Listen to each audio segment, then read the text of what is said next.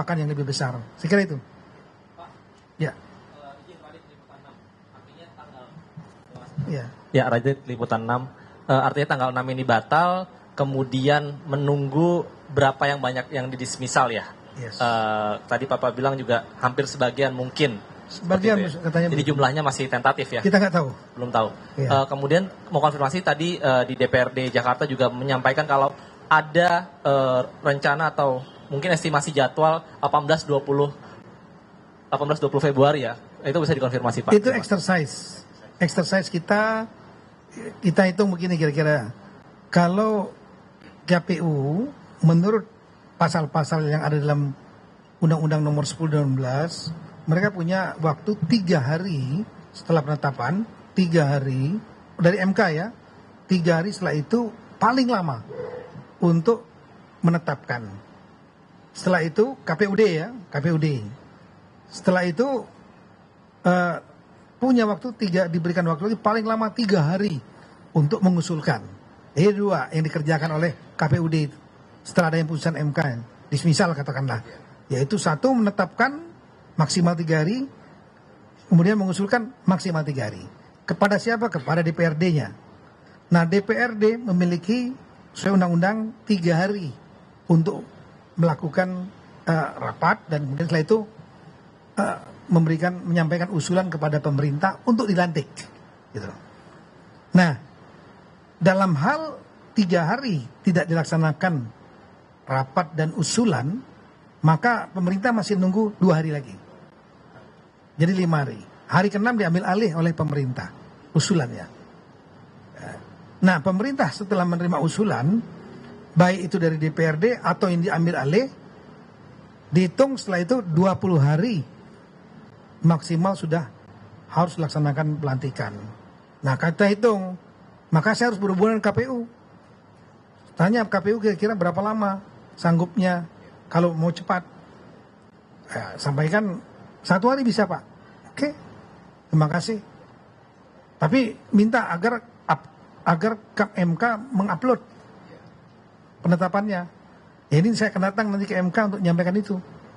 Kalau ingin diserempakkan dua-duanya, ya tolong MK bantu setelah saya putuskan langsung diupload ke dalam sistemnya mereka, website atau apapun juga yang bisa diakses oleh KPU. Nah, DPRD kita akan komunikasikan. Bisa nggak maksimal 3 hari itu? Ya, syukur kalau bisa lebih cepat. Kalau nggak, ya kita tunggu 2 hari, 5 hari, hari ke-6 kita ambil alih. Undang-undangnya begitu. Dan setelah itu kalau pemerintah 20 hari, kita udah hitung bahwa proses di pemerintah, di gubernur maupun di kita, gubernur saya minta 1 hari saja. Ya, nanti kita akan Zoom meeting dengan gubernur bawa PJ maupun definitif. Ya, maksimal 1 hari. Setelah itu kalau udah masuk untuk gubernur kepada Kepres kepada Menseknek, untuk bupati wali kota kepada Mendagri, SK Mendagri, kita mengeksersis kira-kira 4 hari lah semua Kepres maupun SK-nya bisa kita selesaikan. Nah, dari situ kira-kira ya lebih kurang 12 sampai 14 hari ya. 12-14 hari kalau dihitung semenjak tanggal 5 putusan, artinya kira-kira tanggal 17, 18, 19, 20. Nah, ini yang nanti akan diputuskan oleh Bapak Presiden. Karena jadwal dan tata cara pelantikan diatur dengan peraturan Presiden. Artinya kami akan setelah mengetahui exercise, ketemu MK, KPU, Bawaslu dan lain-lain, DPRD, ya, Zoom meeting, kepala daerah, gubernur, Zoom meeting. Setelah itu kita tahu waktunya, saya akan melapor kepada Bapak Presiden. Nanti kalau beliau sudah memutuskan waktunya, kita akan tetapkan dengan peraturan Presiden. Kira-kira itu, kan?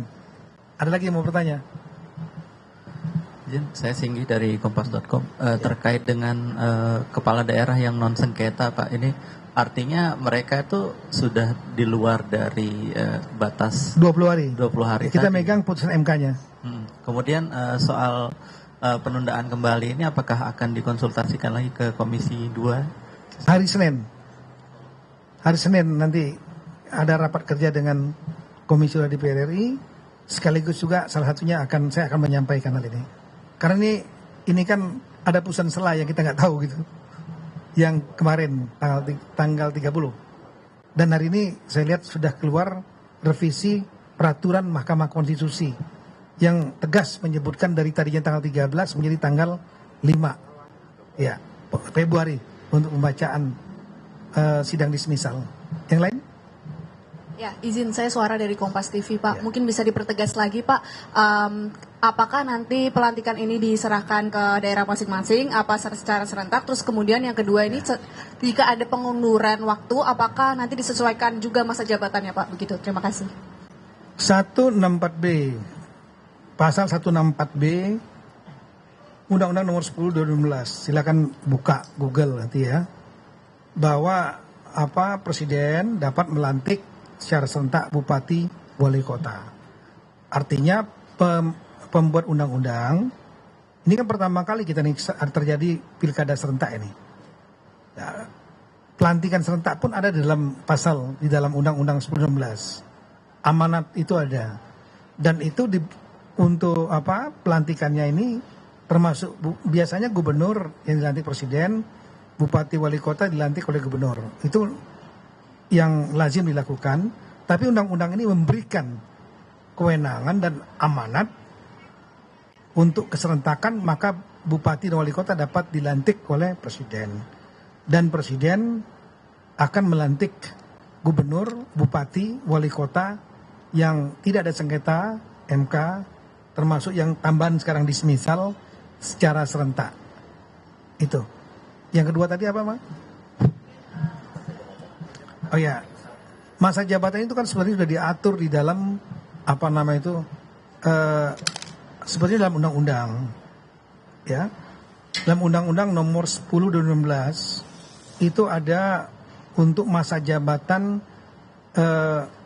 kepala daerah hasil pilkada tahun 2020 berakhir pada tahun 2024, artinya 31 Desember 2024. Tapi kemudian ada gugatan dan kemudian ke MK, dan MK kemudian memutuskan bahwa masa jabatannya bukan 31 Desember 2024 menganulir itu, tapi masa jabatan hasil pilkada 2020 berakhir setelah dilantik hasil pilkada tahun 2024 yang 27 November. Saya kira itu. Baik, satu lagi terakhir. Singkat saja Pak, kalau untuk tadi kan nanti akan ada rapat kerja bersama Komisi 2 di hari Senin depan. Apakah itu akan sekaligus keluar atau menginformasikan tanggal resmi atau mungkin penetapan tanggal? Barusan kita mendengarkan pernyataan resmi dari Menteri Dalam Negeri Tito Karnavian soal pengunduran jadwal pelantikan kepala daerah di Pilkada 2024. Tadi disampaikan sebelumnya pemerintah dan juga DPR telah menyepakati pelantikan akan digelar pada tanggal 6 Februari 2025. Kemudian nanti dalam rapat kerja dengan DPR yang rencana digelar pada hari Senin akan dibahas soal pengunduran jadwal, mengingat juga dengan apa yang disampaikan pada saat Tito mengatakan soal putusan selah Mahkamah Konstitusi yang jadi pertimbangan kembali untuk mendiskusikan ulang tanggal pelantikan kepala daerah yang terpilih di tahun 2024 kemarin.